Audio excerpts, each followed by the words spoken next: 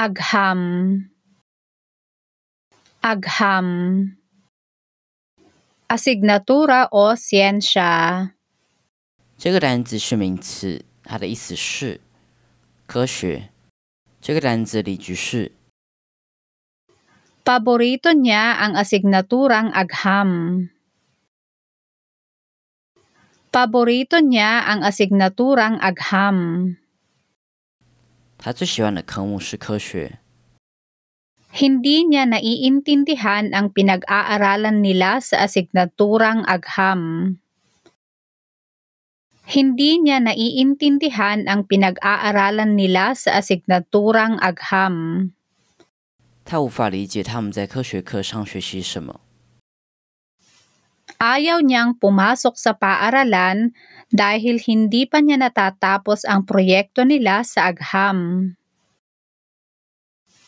Ayaw niyang pumasok sa paaralan dahil hindi pa niya natatapos ang proyekto nila sa agham. 他还没有完成科学专题，所以不想去学校。 Importanteng pag-aralan ang asignaturang agham. Importanteng pag-aralan ang asignaturang agham. 学习科学科目是很重要的。 Matututunan ng mga bata ang bahagi ng halaman sa asignaturang agham.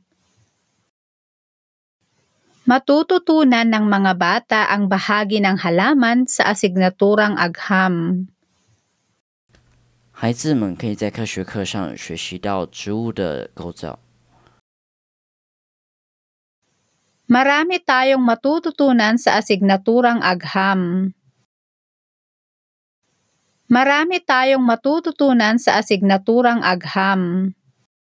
我们可以在科学课上学习到很多东西。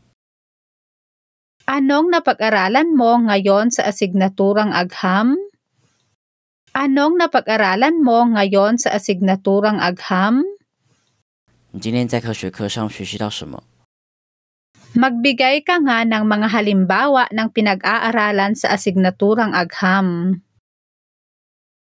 Magbigay ka nga ng mga halimbawa ng pinag-aaralan sa asignaturang agham. 举例说明在科学课上学到了什么。 May pagsusulit kami ngayon sa asignaturang agham. May pagsusulit kami ngayon sa asignaturang agham. 我们今天有一个科学测验。 Magaling siya sa asignaturang agham.